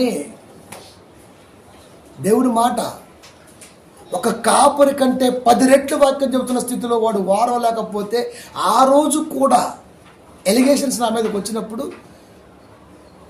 అంటే అబ్బా మేము 15 ఏళ్ళు నేర్చుకున్నాం, నువ్వు 15 ఏళ్ళు నేర్చుకున్నావు, నేను బై బర్త్ క్వశ్చన్ కాంచి వాక్యంలో ఉన్నాను నేను, నాకు తెలియకుండా మరో నిశ్చితం చూడండి. మీకు చాలాసార్లు చెప్పాను నేను, అసలు వాక్యం ఇలా ఉంటుందని నాకు తెలియనప్పుడే వాక్యంలో ఉండి కాపరి గారి ద్వారా పాటలు పాడటం కానీ, ఎవరైనా నువ్వు బాగా చెబుతున్నా చిన్నగా నువ్వు చెప్పురా అంటే అసలు ఏం చెప్పినా కూడా తెలియదు, కానీ చప్పట్లు కొట్టేవాళ్ళు. లైట్ల కింద పట్టాలు వేసుకుని సింగారం సిత్యాల గోపురిపాలు ఏం చెప్పండి నాకు ఇప్పుడు నిజంగా గుర్తులేదు. ఏం గుర్తుంటుంది చెప్పండి? కానీ ఖచ్చితంగా చప్పట్లు కొట్టేవాళ్ళు, బాగా చెప్పేవాళ్ళు. అరే ఎలా సాధ్యమైంది అంటే ఆ రోజే దేవుడు తోడుగా ఉన్నాడు. అది మన ఆయనము చెప్పింది నాకు వెనకాల తర్వాత అర్థమైంది. మన ఆయనకి 2 ముందు పుట్టిపోయారు ఆల్రెడీ, ఇది 3వ వాడిని. వీడు బతికితే నీ కొరకు పెంచుతా, ఆ విధ దేవుళ్ళు ఉన్నట్టు ఆ రోజుల్లో ఉండొచ్చు. అక్కడ కొద్ది గొప్ప భక్తి మరి, అంతే కదండి. మరి కాళ్ళ మీద వేసుకొని 40 రోజుల పాటు సాదుకుంటూ మన ఆయనమ్మ పాలలాగే పెరిగి, మా అమ్మ కూడా చెప్పింది అన్నమాట నాకు. 7 సంవత్సరాలు మా నాయనమ్మతో నాకు అవినాభావ బంధం ఉంది. అంటే దేవుడు ఎలా పెంచాడో చూడండి, ఎలా పెంచాడు. ఎప్పుడైతే వచ్చేసాయో ఆ చచ్చిపోయాడు అని దేవుడు ఉంచరా, తీసేశాడు అంతే, ఆడిని మట్టిలో కలిపేశాడు. ఈ రోజున మనల్ని ప్రపంచానికి చూపిస్తున్నాడు. ఎందుకంటే మనలో కుళ్ళు కుతంత్రాలు స్వార్థపూరితం ఉండవు. అందుకే మీరు ఏదైనా పాట పాడితే ఖచ్చితంగా చెప్తా, తప్పింది అని. అరే అని అనుకుంటారేమో, పాడైపోతారు అలా అనుకుంటే. చెప్పాలి అంతే. ఇది ఒక కాపరి లక్షణం. చప్పట కొట్టండి, దండలేండి, దండం పెట్టండి, బాగుందంటే అట్ట నీ ముఖము మనోహరమనడు. నిజమే, దేవుడి ముఖం మనోహరమైన చూసావా? చెప్పాడు, ఏ మనిషి నువ్వు ఆయన చూడలేదు, చూడనేరాడు. 6:16 1 తిమోతి. అయిపోయా. ఇక నువ్వేంటి చెప్పేది? ఎలా వర్ణన వేరు, వాస్తవం వేరు. మా యావంటే రమ్మండి, నిజంగా రమ్మేనా? వాళ్ళ ఆయన ఊరుకుంటాడా? అరచిపడతాడు. మా యావే అంటే బాగుంటుంది, వీడు రమ్మంటాడు, ఓరస్ అంటాడు. వాళ్ళతో ఎందుకు పోల్చావు నువ్వు? అంటే మీ ఏమన్నా పోల్స్తాను కూడా దగ్గర మాటలు లేవు. మా ఆయన అండి దేవుడండి, రావుడండి. అబ్బు మరి మీ ఆయన కాదా? మీ ఆయనతోనే పోల్చాలి. అది గొప్పతనం. ఈ చిన్న లాజిక్ కూడా మిస్ అవుతారు ఏంటండి? దేవుడు నేర్పట్లేదా జ్ఞానం? నేర్పిన మన బుర్రలో దరిద్రం ఉంటుంది, ఒకటి దరిద్ర లక్ష్యమని. అది ఉన్నంతకాలం ఎక్కవండి వాక్యాలు. అందుకే థింక్ పాజిటివ్. ఒక చిన్న విషయం చెప్తాను ముగిస్తాను ముందు. సినిమా యాక్టర్ నాగార్జున గారు సినిమా తీశారు. నాగార్జునకి 63+ ఉంది, అయినా ఇలా ఉన్నది ఏంటా అని అసిస్టెంట్ డైరెక్టర్ చెప్పినట్టు ఏం తింటాడో అది నాకు పెట్టారు. 6 నెలలు షూటింగ్లో ఉన్నారు. వాడు సార్ ఏంది ఇవ్వాలంటే, నాకు సార్ మామూలు కాఫీ తాగాడు, చికెన్ మామూలుగా తిన్నాడు. మరి ఎందుకని అలాగే ఉన్నాడు? 6 నెలల తర్వాత క్వశ్చన్కి ఆన్సర్ రావట్లా. మనం ఏమనుకుంటున్నాం, వాళ్ళ ఫుడ్ వేరండి, వాళ్ళ వాటర్ వేరండి, వాళ్ళ కథ వేరండి, అలా మనం ఉండలేమండి. ఈ పాసిపాటలు ఎన్ని నేను విన్నా వీడియోలో నాకు బాగా అనిపించింది. నేను ఏదైతే నమ్ముతానో అదే అక్కడ కనపడింది నా కంటికి. తర్వాత ఆ నాగే చెప్పాడు నాగార్జున, నేను అన్నీ తింటా, అన్నీ తాగుతా, మంచి పడుకుంటా, కానీ ఎదుటివాడి మీద పడి ఏడవను, ఎదుటివాడిని మనసులో కూడా ద్వేషించను. అదే నా బాడీ సీక్రెట్ అన్నాడు. అందుకే థింక్ పాజిటివ్. అదే మనం చెప్పేది. మొన్న విన్నది 2 days బ్యాక్ చిన్న క్లిప్ వస్తే విన్నా. ఎప్పుడైతే మనం పాజిటివ్గా ఉంటామో మనం ఎప్పుడు కూడా అదే 25 ఏజ్ మెయింటైన్ అయ్యింది బాడీకి. లేకపోతే మొత్తం ఊడిపోతాయి అంతే. బాడీలో పట్టు ఉండదు, చేతులు ముడతలు వచ్చేస్తాయి, జ్ఞానం ఉండదు, వాక్యం ఉండదు, పౌరుషం ఉండదు, పట్టు ఉండదు, ఏముండదు. అంత లొట్టమైండే. ఇంకా ఊరికే వాడి మీద వీడి మీద పడి వాడి మీద వీడి పడి డిస్కస్నే చేయవు. అసలు ఎంత బాగుంటుందండి. క్రైస్తవానికి ఉన్న మైనస్ అదేనండి. ఈ రోజున వ్యక్తి అనేవాడు వాక్యం ఎదగలేదంటే కేవలం అదే మైనస్. దేవుడు దాన్ని ఇష్టపడడు. ఎందుకంటే హృదయ అంతరంగాల పరిశోధకుడు దేవుడైనప్పుడు నువ్వు ఏం ఆలోచిస్తున్నావో, మంది మీద పడి ఏం ఏడుస్తున్నావో వాడి కంటే ముందు దేవుడు గమనిస్తున్నాడు. ఇది ఎప్పుడైతే మనం పాజిటివ్ దృక్పథంలో ఉంటామో, ఇది ఎప్పుడైతే అలవర్చుకుంటామో, లవ్ అనేది ఖచ్చితంగా భూమి మీద పంచుతూనే ఉంటాం మనం. ఇది దేవుడు నేర్పాడు, అదే చెప్తున్నాడు. వాడు ఈర్ష్య పెంచుకున్నాడు లోపల, అందుకని వాడు వాక్యం ఎక్కిందా? అదే ప్రేమను పంచుకోమని, ఇంతసేపు కొంచెం కేటాయించమను, ఇప్పుడు అర్ధగంట సేపు కేటాయించమను. వాడు అడిగిన దానికి ఏం అడిగినా సరే, అడిగాను అర్ధగంట ఇస్తాను, నన్ను సాటిస్ఫాక్షన్ చేయాలంటే ఒక్క ప్రసంగంతో నేను క్రైస్తవం చేస్తా. దమ్ముంటే ఈ వీడియోలను చూస్తే ఆ ముసవాడికి పంపించండి. 1/2 hour టైం ఇవ్వాలి. ఒక ప్రసంగానికి 1/2 hour టైం ఇస్తే ఖచ్చితంగా వాడిని క్రైస్తవుడు చేస్తా. పౌలనల్లా క్రైస్తవులు అని ఏం మాకు లేదా? మా దగ్గర మా పెద్దోడి యొక్క జ్ఞానం లేదా? ప్రసందేమందరా యూట్యూబ్ వచ్చిన వదిలేస్తే లోపలికి వెళ్ళిపోతుంటుంది, కంగారు పడిపోతారా? మరి మేము కూడా వదిలేస్తుంటాం. రేపు ముక్క వస్తుంది ఈ ప్రసంగం కూడా. మరి మా దగ్గర లేదా టాలెంట్? మేము చేయలేమా? చేయలేమా? కనుక క్రైస్తవ్యాన్ని కదిలించాలంటే నీ బాబు దిగి రావాలి. నీకంటే ముందు చాలామంది ప్రయత్నం చేశారు. వాళ్ళ నువ్వెంత నీ కథ అంత. కాబట్టి ఈ హేతువు చేతను మీరు దేవుని గూర్చిన వర్తమాన వాక్యము, వర్తమానం అంటే వర్తమానీకులు అని అర్థం ఏంటి? వక్తలు అద్భుతంగా దేవుని ఉద్దేశాన్ని భూత భవిష్యత్తు కాలాలకు సంబంధించి అందిస్తున్నటువంటి ఉపదేశకులు, వర్తమానికులు. అది ఉపదేశకులు. మా వలన అంగీకరించినప్పుడు అది మనుషుల వాక్యం అని ఎంచక్క పౌలు వాక్యం బాగా చెప్పాడు. పౌలు పరచ దేవుడు పౌలు గారి ద్వారా అలా మాట్లాడిచ్చాడు. ఇలా మాట్లాడాలి, అప్పుడు నువ్వు విశ్వాసివి. లేకపోతే ఇంకా విశ్వాసి అనే ఆ మెట్టుకని కూడా రానటువంటి వాడివి. అది నిజముగా ఉన్నట్టు దేవుని వాక్యమని దాన్ని అంగీకరించితిరి కనుక మేమును మానక దేవునికి కృతజ్ఞతాస్తుతులు చెల్లించుచున్నాము. ఆ వాక్యమే విశ్వాసులైన మీలు కార్యశక్తి కలగ చేయుచున్నది. ఇది మనుషుడు మాట్లాడింది కాదు, దేవుడే నాకు ఈయన ద్వారా అందించాడు నా ఆత్మీయ ఎదుగుదల కొరకు ఎప్పుడైతే మనం అనుకుంటామో అప్పుడు ఖచ్చితంగా కార్యసిద్ధి కలగజేసేంత గొప్పగా దేవుడి వాక్యము సిద్ధిగా గొప్పగా వృద్ధిలోకి రావడానికి ఉపయోగపడే అంత గొప్పగా నువ్వు ఉపయోగపడతావు. ఆ వాక్యము విశ్వాసులైన మీలో కార్యసిద్ధి కలగ చేయుచున్నది. దేవుడి కొరకు ఏదో చెయ్యాలనే ఆలోచన ఎల్లప్పుడూ అలా కొనసాగుతూ ఉంటుంది. ఎప్పుడు దేవుడే ఇది మాకు అందించాడు అని నమ్మినప్పుడు. లేకపోతే అంటే ఇంత జాగ్రత్త ఎందుకయ్యా అంటే అందుకే చెప్పిన పాపం నేను చూస్తే జాలేస్తుందిరా బాబు, నువ్వు విశ్వాసం అయితే నేర్పొచ్చు, నువ్వేమో పెద్ద పుడింగ్ అనుకుంటున్నావు. వాడికి ఏది కనపడితే అదే, ఇగో ఎట్టన్నాడు ఎట్టన్నాడు ఎట్టన్నాడు అది అట్టే అన్నాడు అక్కడ. మరి అట్టే ఉంది అక్కడ. అట్టెందుకు అన్నాడో నువ్వు గ్రహించాలి కదా. అది అట్టెందుకు అన్నాడో చెప్పేవాడు ఉన్నాడు. ఇంతవరకు నాకు తెలిసి వాడు జీవితంలో ఈ ప్రశ్నకి ఆన్సర్ చెబితే అర్ధగంట సేపు కేటాయిస్తా అని వాడు తమ్ముళ్ళు పెట్టలేదండి. ఆడు మగాడైతే పెడతాడు, మాడగాడు కాబట్టి పెట్టలేదు. అది పెట్టమనండి. బంగారులాగా మనం వాడిది మనం వింటున్నాం, మనం వాడిది వింటున్నాం. ఏది అయ్యి ఉండవు, ఇంక ఏయో ఉంటుంటాయి. కనుక ఆ వాక్యమే విశ్వాసులైన మీలో కార్యసిద్ధి కలగజేయుచున్నది. నిజంగా సిద్ధి అనగా పని కదండి. నిజంగా వాక్యం అంగీకరిస్తే నీ పని కనబడిద్దండి, నీ పని కనబడిద్ది. పాటలు పాడుతున్నా అని గంధమాణిక్యం వర్ణనతో సాంగ్ రావాలి. అదేంటంటే గాడిదలాగా పడితే వెంటంటే గాడిద స్వరం కూడా వింటాడు దేవుడు, కుక్క స్వరం కూడా వింటాడు. అది కానీ పాటని కుక్కలాగా గాడిదగా పడితే బాగోదు కదా. సాధనంబు పనులన్నీ సమకూరు ధరలోరా. సాధనం చేస్తే గాడిద కూడా మంచిగా కోకిలాగా పాడింది. నిజమే. మరి చిలక పలుకులు అంటావు, చిలక పలుకు వచ్చా నువ్వు నేర్పావు, కమింగ్ అంటది. అది ఎస్ ఐమ్ కమింగ్ అంటది. అది మాట్లాడుతుంది, నువ్వు నేర్పితే మాట్లాడుతుంది అది.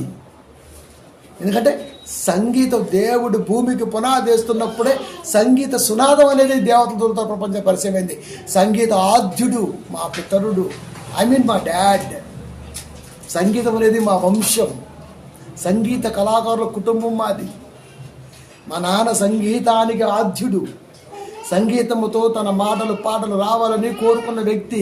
సంగీతములతోనూ 316 కలిసాయి సరే. కీర్తనలతోనూ, కీర్తనలకి సృష్టికర్త ఆద్యుడు, సంగీతానికి మూల పురుషుడు, మమ్మల్ని లోకానికి పంపిన మా పితరుడు.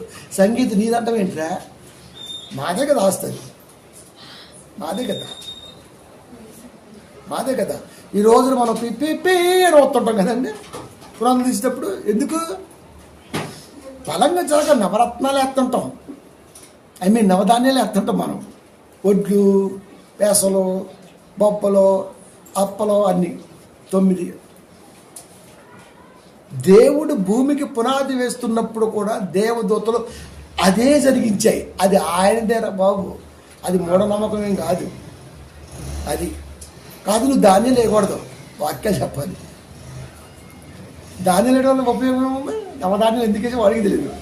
అది అక్కడ పునాది తీస్తున్నప్పుడు నువ్వు ఖచ్చితంగా దేవుడి వాక్యంతో పునాది స్టార్ట్ అవ్వాలి, దేవుడి వాక్యంతో కట్టుబడి స్టార్ట్ అవుతూ ఉండాలి. నవధాన్యాలు వేస్తాడు, గిర్రగిర్రం తిరుగుతాడు, అయిపోయి వెళ్ళిపోతాడు. అవి ఎందుకు వేసిండో ఎవరు తెలియదు.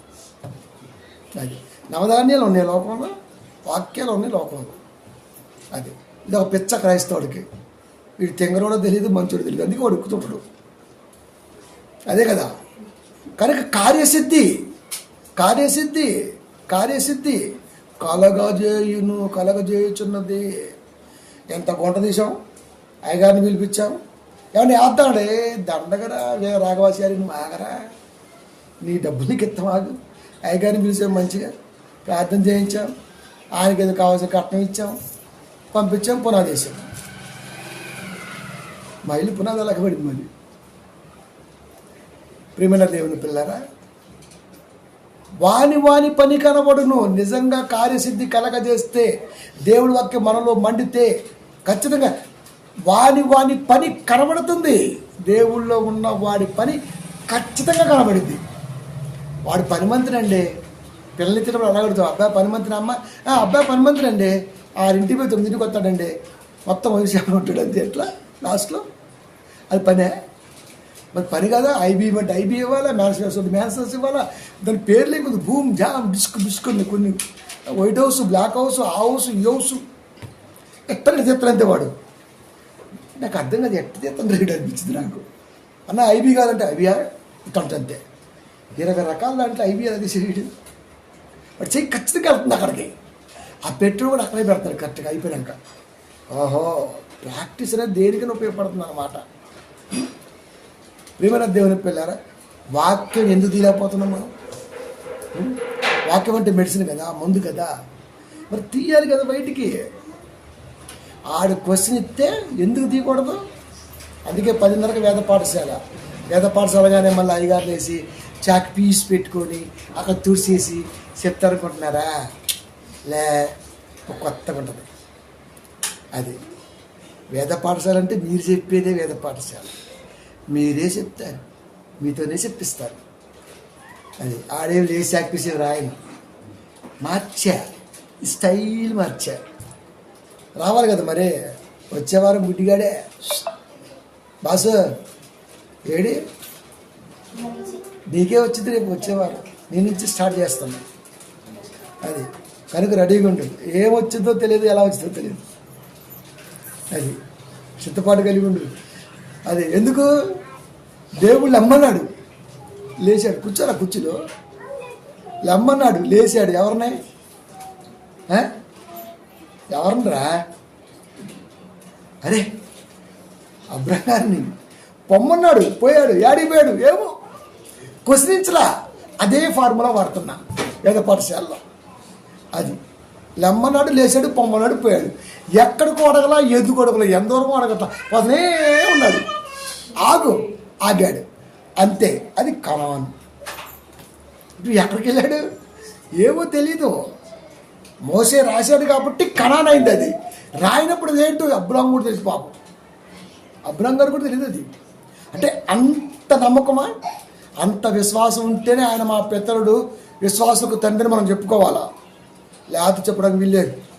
చూసారా వేద పాఠశాల ఫార్ములా ఎలా ఉందో? కత్తరా పడుతుంది, 20 నిమిషాలు పడుతుంది, ఎక్కువసేపు ఉంటుంది మళ్ళా. కాబట్టి ప్రియమైన దేవుని పిల్లారా, ప్రసంగంలోకి వచ్చేద్దాం. వాని పని కనబడును, ఆ దినము దానిని తేటపరచును, అది అగ్ని చేత బయలుపరచబడును. వాక్యం నీ పని ఇంత షార్ప్గా, ఇంత ఎగ్జైటింగ్గా ఉందంటే వాక్యమే నడిపించింది అని ఎదుటి అనుకోవాలి. మరియు వాని పని ఎట్టిదో దాన్ని అగ్నియే పరీక్షించును. పని చేయటమే కాదు, పని చేయించేది అగ్ని, పరీక్షించేది కూడా అగ్నియే. అంత పని అయిపోయినాక చేసేవలేరా పనికి మాలి పని అట్లా అంతే. అప్ప చేయించింది పని, చేయించింది అగ్ని, వాక్యం. చేసినాక అదే వాక్యం పాస్టర్ నుండి వచ్చింది, చేసేలారా పనికి మాలి పని అన్నాడు అంతే. నేను ఇంత వాక్యానికి ఎంత సరెండర్ అయ్యి ఇంత పని చేస్తే ఈ మాట అంటాడు ఏంటంటే బాబు, నాకు ఇంట్రెస్ట్ తప్పింది. ఇక నేను ఎవరి కోసం చేయాలి? పని చేయించింది వాక్యమే, చేసి నిన్ను పరీక్షించింది వాక్యమే. గెలుస్తావా, ఓడతావా? కానీ మా యామ బాగా వండిందంటే కర్రీ, సూపర్, ఏమిటి ఆగదు. ఇంకా అంత అయిపోయినాక పోతుంటారు కదా, బయట పంపిస్తారు కదా ఫ్రెండ్స్ని. ఏమండి ఫ్రెండ్స్, ఎలా ఉంది? దరిద్రంగా ఉందన్నారే, ఇప్పుడు ఎలా ఉంది చెప్పండి. ఇంతకుముందు ఏమన్నాడు? మా యామ సూపర్ ఉండిద్దండి, అంతా సూపర్ బాగుంది. రైట్ రా, మరి కలుద్దాం, పద అక్కడికి వస్తా. ఏదో పుసుక్కుని వచ్చింది, రాకుండా ఉంటే అయిపోవును. ఏమండి మీ ఫ్రెండ్స్ ఏమంటున్నారు? మెచ్చుకున్నారు. దరిద్రంగా ఉందన్నారే అన్నాడు. ఇప్పుడు ఏమో బాధపడాలా? 5 కిలోల చేపలు అయిపోయినాయి, మిగల్లా అంటే బాగుంటుంది తిన్నారు కదా, బాగా అన్నీ క్లీన్ అయిపోయినాయి, అంత పుష్కలంగా ఉంది. కానీ బాధపడాలో ఏడవాలో తెలియని స్థితిలో సందిగ్ధంలో ఉండిపోయింది ఆమె. ఇప్పుడు ఆమె ఏమని అర్థం చేసుకోవాలి, ఏమని అపార్థం చేసుకోవాలి? ఛాన్స్ ఇవ్వాల దేవుడు. ఏ వాక్యమైతే నిన్ను తీసుకొచ్చి పని చేయించిందో అదే వాక్యము నిన్ను మళ్ళీ పరీక్షిస్తుంది. చేసేవాళ్ళ తొక్కలో పని అన్నంతే. ఎంత చేసినా కృతజ్ఞత ఉండదండి, అబ్బే గుర్తింపు ఉండదు, కృతజ్ఞత ఉండదు. ఎందుకండి? వేస్తే వెనక్కి వచ్చేది. చూసారా? నన్ను చూడు, వాక్యానికి మాటిస్తే 7 సముద్రం దాటేస్తాను తగ్గ. అంటే నేను దేన్ని చూస్తానో మీకు నేర్పుతున్నా. నేను వాక్యాన్ని చూస్తా. మనుషుల మాటలు అప్ అండ్ డౌన్స్ రావచ్చు, అలాగా నీకు శంప మీద ఫ్యాన్ అని కొట్టచ్చు, బట్ అది కూడా వాక్యమే అనుకుంటా. అంటే ఇదండి పాజిటివ్ మైండ్ అంటే. ఇంత పాజిటివ్గా ఎలా ఉండగలిగానంటే, ఇంత పాజిటివ్గా ఉంటేనే వాక్యం నాకు ఇస్తాడు దేవుడు. నాలో ఏదైనా సరే అలాంటి మనస్తత్వం వచ్చి ఉంటే వాక్యం ఎప్పుడో ఎత్తుకొని పోతాడు దెయ్యం. ఆడికి ఛాన్స్ ఇచ్చింది ఎవడో తెలుసా? మన తలంపే, మన ఉద్దేశమే. అందుకే మీరు చూడండి, చాలామంది క్రైస్తవుల ప్రసంగం మొదలు పెడితే ఉత్తరాల నుంచి దక్షిణం వరకు పోతారు. దక్షిణం గుర్తుకాడికి ఎందుకు నీకేం పని రే? కంటెంట్ ఏంటి, అడిగింది ఏంటి, ఆలోచన ఏంటి, అక్కడే తిరగాల అంతే. అక్కడే మలచాలి, ఎటు పోవద్దు. ఇప్పుడు మన ప్రసంగం ఎక్కడ పోయిందండి? దేవుడి మాట, అగ్ని మాట, అగ్ని మాట, అవిధేయత, ఈ 3 చుట్టూనే ఉంటుంది మన ప్రసంగం ఎప్పుడు కూడా.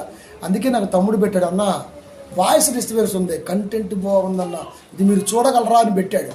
సరే ట్రై చేద్దాం, దీంతో ఇంటికెళ్ళి మంచిగా మళ్ళీ చేస్తా కదా, చూస్తా. ప్రియమైన దేవుని పిల్లారా, అంటే ఇంత ఎందుకయ్యా అంటే, ఎందుకంటే దేవుణ్ణి ఎవడైనా ఏదైనా అంటే ఆ జ్ఞానాన్ని కోల్పోని వాడు మాత్రమే వితర్కాలకి పులి స్టాప్ పెట్టగలడు. లేకపోతే ఆ వీపీ రెడ్డి గారిలాగా తొందరపడి మాట జారి కప్పిపుచ్చుకోవటం కొరకు నానా రకాలుగా ఇంకోటి తిప్పినట్టు చెరువు తిప్పాల్సి వస్తుంది మనం కూడా. ఆడంతే సుక్కుని అంటాడు, తప్పించుకోవటం కొరకు ఎన్నెన్నో వాడుతుంటాడు. వాడు అడిగారు, ఎందుకంటే క్రైస్తవులకు రెడ్డి పేరు అంటే, అవునా ఎట్రా ఇచ్చదు, నేను బెన్యామీని గోత్రం అన్నాను. పౌలు ఏం చెప్పాడు? గోత్రం చెప్పాడా? జాతి చెప్పాడా? వడ్లవాని కుమారుడు కులం చెప్పాడా? చెప్పుకుంటే తప్పులేదే అనంతే. అబ్బా, దాని అర్థం అదే. యేసుక్రీస్తు వారిని ఎవడైనా కుల తక్కువ అనకూడదు, కులం లేనోడు అనకూడదు, మతం లేనోడు. మత పిచ్చి రాబోతున్న రోజుల్లో గొప్పగా ప్రజ్వలింపబోద్ది. కాబట్టి మతం కులం లేనోడు అన్నాడని ఎవడన్నా యేసుక్రీస్తు వారిని వరకు ఆయన వడ్లవాని కులస్తుడు. జాతి కూడా అన్నారండి. అసలు జాతి ఉంది ఆయనకు అన్నారండి. ఆయన జాతి ఉంది, యూదా జాతి. కులం ఉంది, జాతి ఉంది.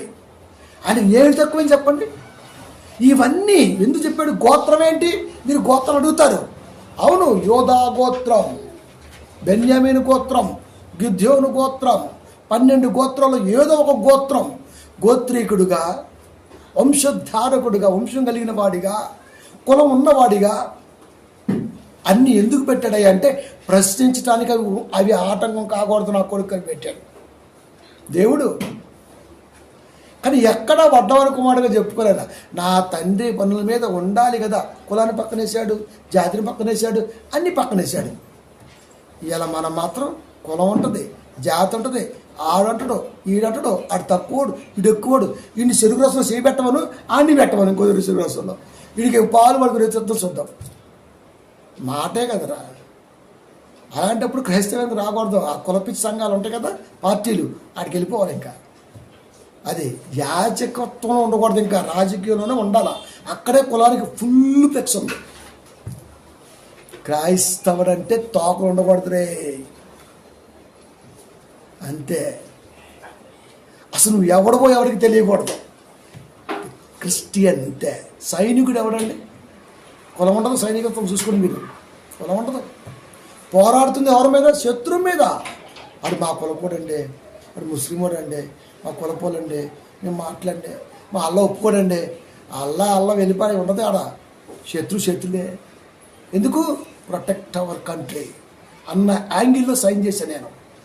క్రైస్తవుడు కూడా అంతే ప్రియమైన దేవుని పిల్లలు. వేడుకొచ్చినప్పుడు అంతే. ఇది ఎట్లా? అదే చెప్తున్నాడు ఇక్కడ. అది వాని పన్నెంటితో కనపడుతుంది.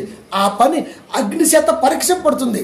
నిజంగా వాక్కు నేను పరీక్షిస్తే 2వ కొరింథీ లాస్ట్ మాట 10:5, మేము వితర్కములను దేవుని గూర్చిన జ్ఞానమును అడ్డగించు ప్రతి ఆటంకమును పడద్రోసి. దెబ్బ తగలకుండా నెడతామండి మనం దీన్ని నెట్టాలంటే. పాతిల్లు పడేసి కొత్తిల్లు కడుతున్నాం. ఇప్పుడు గోడ పడేస్తాం. అరే రే మా తాత మా నాయన తాకిన గోడరా చిన్నగా దెబ్బలు తిట్టుకుని కంటామండి. ఎగిరి తండ్రా పడిద్దే అంటాం. మలాడ తీసుకుని ఠేదే కొడుతుంటాం. ఏది అక్కడ పడి తిట్టుకుపోయి ఇంకా పోరగలతో ఎగిరి తంటారు అంతే. ఎందుకు? కొత్త ఇల్లు కట్టుకుంటున్నాగా. ఎగ్జైట్మెంట్ చిన్నగా పడేస్తామండి మనం. దేనివల్ల చిన్నగా గట్ట పడేస్తామండి. బాగున్నాయి పనికి రాదు అనుకున్న దాన్ని చిన్నగా పడేస్తామా? తంతి అవి పడాలా? మరి దేవుడి వాక్యాన్ని అంటున్న వాడిని తంతి అతను పడాలి వద్దా? రాధా గారు మీరు పెద్దవారు, గౌరవిస్తాం, ప్రేమిస్తాం, ఇవన్నీ ఆ వేసాలే. సెకండరీ గ్రేడే ఇదంతా. అదే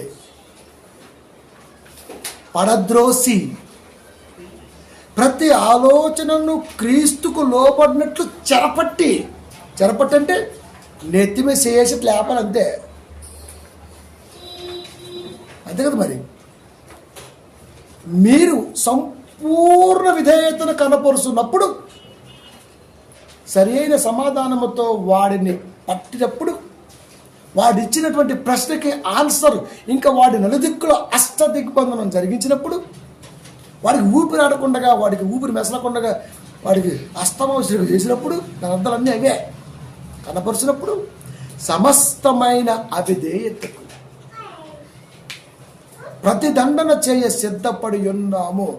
దేన్నైనా సరే కాల్చేస్తాం. ప్రతిదండన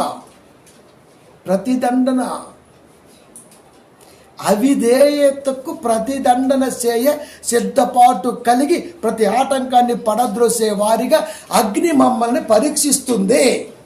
అందుకనే సంఘాలలో దేవుడు తన మాటని అగ్ని చేత బలపరిచాడు. అందుకే భూమి మీదకి వచ్చాడు రా చెప్పేశాడు.